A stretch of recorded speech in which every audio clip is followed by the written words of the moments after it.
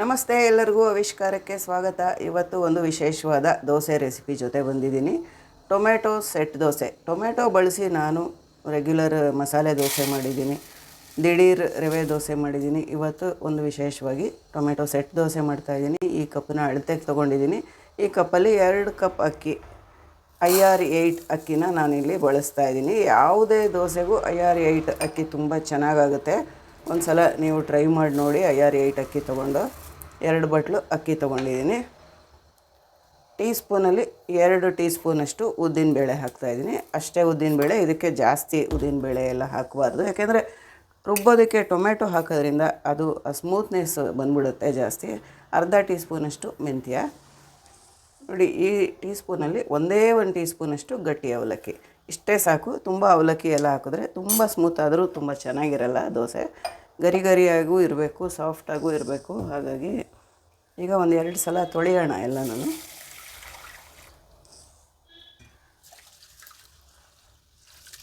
ಸಾಮಗ್ರಿಗಳನ್ನೆಲ್ಲ 2 ಸಲ ತೊಳೆದಿದ್ದಾಯಿತು. ಈಗ ಫ್ರೆಶ್ ನೀರು ಹಾಕಿಬಿಟ್ಟು ಒಂದು 5 ಗಂಟೆ ಕಾಲ ನೆನೆಯೋದಕ್ಕೆ ಬಿಡೋಣ.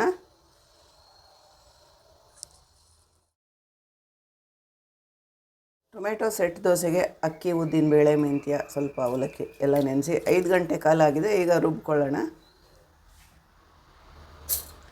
ಗ್ರೈಂಡರ್ಗೆ ಬೇಕಾದರೂ ಹಾಕ್ಬೋದು, ಮಿಕ್ಸರಲ್ಲೂ ಗ್ರೈಂಡ್ ಮಾಡ್ಕೊಳ್ಬೋದು. ಈಗ ಸ್ವಲ್ಪ ಅಕ್ಕಿ ಹಾಕಿದ್ದೀನಿ, ಅದ್ರ ಜೊತೆಯಲ್ಲಿ ಟೊಮೆಟೊನ ಹಾಕ್ತಾಯಿದ್ದೀನಿ. ಮೀಡಿಯಮ್ ಸೈಜಿಂದು 3 ಟೊಮೆಟೊ ಹಾಕಿದ್ದೀನಿ. ನಾನು ತಗೊಂಡಿರೋ ಅಕ್ಕಿ ಕ್ವಾಂಟಿಟಿಗೆ ಈ ಸೈಜಿನ ಟೊಮೆಟೊ 3 ಟೊಮೆಟೊ ಹಾಕ್ತಾಯಿದ್ದೀನಿ. ದಪ್ಪದಾಗ ಹಚ್ಚಿಟ್ಕೊಂಡು. ಟೊಮೆಟೊ ಹಾಕೋದ್ರಿಂದ ನೀರು ಜಾಸ್ತಿ ಹಾಕಬಾರ್ದು, ಟೊಮೆಟೊ ನೀರೇ ಬಿಟ್ಕೊಳ್ಳುತ್ತೆ. ಹಾಗಾಗಿ ಸ್ವಲ್ಪ ನೀರು ಹಾಕ್ಕೊಂಡು ರುಬ್ಬಬೇಕು. ಬೇಕಾದರೆ ಮಧ್ಯದಲ್ಲಿ ನೀರು ಸೇರಿಸ್ಕೊಂಡು ರುಬ್ಕೊಳ್ಬೋದು.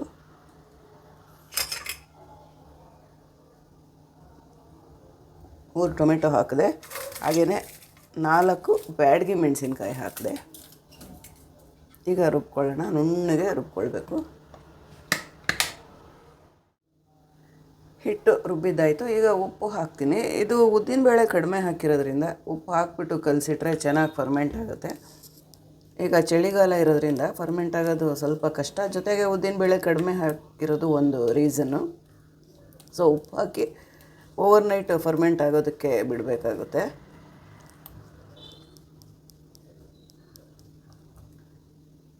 ಚೆನ್ನಾಗಿ ನುಣ್ಣಗಾಗಿದೆ ನೋಡಿ, ಎಷ್ಟು ನುಣ್ಣಗಾಗಿದೆ. ನುಣ್ಣಗೆ ರುಬ್ಬೋದು ತುಂಬ ಇಂಪಾರ್ಟೆಂಟ್. ಈಗ ಫರ್ಮೆಂಟ್ ಆಗೋದಕ್ಕೆ ಬಿಡ್ತಾಯಿದ್ದೀನಿ. ದೋಸೆ ಹಿಟ್ಟು ರುಬ್ಬಿ ಫರ್ಮೆಂಟ್ ಆಗೋದಕ್ಕೆ ಬಿಟ್ಟಿದ್ದೆ. ಓವರ್ನೈಟ್ ಫರ್ಮೆಂಟ್ ಆಗೋದಕ್ಕೆ ಬಿಟ್ಟಿದ್ದೆ. ಚೆನ್ನಾಗಿ ಫರ್ಮೆಂಟ್ ಆಗಿದೆ. ಈಗ ದೋಸೆ ರೆಡಿ ಮಾಡ್ಕೊಳ್ಳೋಣ.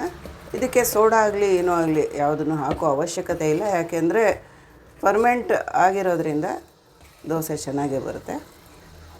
ಈ ಹದದಲ್ಲಿದೆ.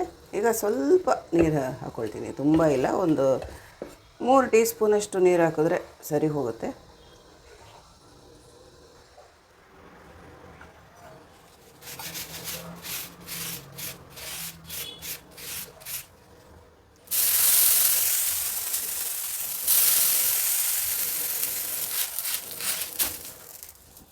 ಹೆಂಚು ಬಿಸಿಯಾಗಿದೆ. ದೋಸೆ ಹಾಕ್ಕೊಳ್ಳೋಣ. ಈ ಸೆಟ್ ದೋಸೆ ಆದ್ದರಿಂದ ತುಂಬ ಏನು ಸ್ಪ್ರೆಡ್ ಮಾಡೋ ಅವಶ್ಯಕತೆ ಇಲ್ಲ. ಸ್ವಲ್ಪ ಸ್ಪ್ರೆಡ್ ಮಾಡಿದ್ರೆ ಆಯಿತು. ಆಮೇಲೆ ಕಡಿಮೆ ಊರಿನಲ್ಲಿ ಬೇಯಿಸಬೇಕು. ಸೆಟ್ ದೋಸೆಗೆ ಫಾಲೋ ಮಾಡಬೇಕಾಗಿರೋದು ಇದೆರಡೇ ಟಿಪ್ಸು. ಎಣ್ಣೆ ಬೇಕಾದರೆ ಹಾಕ್ಬೋದು, ಎಣ್ಣೆ ಹಾಕದೇ ಇದ್ದರೂ ನಡೆಯುತ್ತೆ.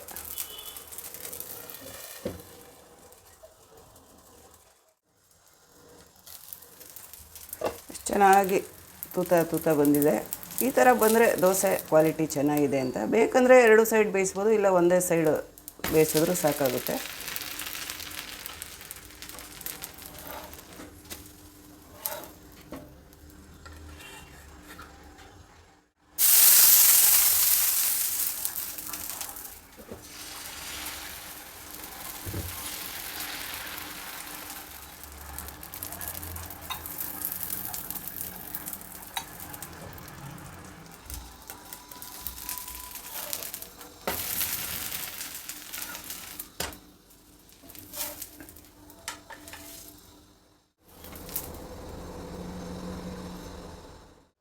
Tomato set dosa. ಇದು ರೆಗ್ಯುಲರ್ ಸೆಟ್ ದೋಸೆಗಿಂತ ಏನು ಉತ್ತಮ ಅಂತಂದರೆ ಇದು ಒಂದು ತರಕಾರಿ ಎಕ್ಸ್ಟ್ರಾ ಸೇರಿದಂಗೆ ಆಗುತ್ತೆ. ತಿನ್ನೋದಕ್ಕಂತೂ ತುಂಬಾ ಟೇಸ್ಟಿಯಾಗೂ ಕೂಡ ಇರುತ್ತೆ. ಟ್ರೈ ಮಾಡಿ ನೋಡಿ, ನಿಮಗೂ ಇಷ್ಟ ಆಗ್ಬೋದು ಅಂತ ಅಂದ್ಕೊಂಡಿದ್ದೀನಿ. ಇದ್ರ ಜೊತೆ ನಾನು ಕಾಯಿ ಚಟ್ನಿ ಮತ್ತು ಈರುಳ್ಳಿ ಪಲ್ಯ ಮಾಡಿದ್ದೀನಿ. ಈರುಳ್ಳಿ ಪಲ್ಯ ಹಿಂದೆ ನನ್ನ ಬೇರೆ ವಿಡಿಯೋಸಲ್ಲಿ ಶೇರ್ ಮಾಡಿದ್ದೆ, ಇಲ್ಲಿ ಶೇರ್ ಮಾಡಲಿಲ್ಲ.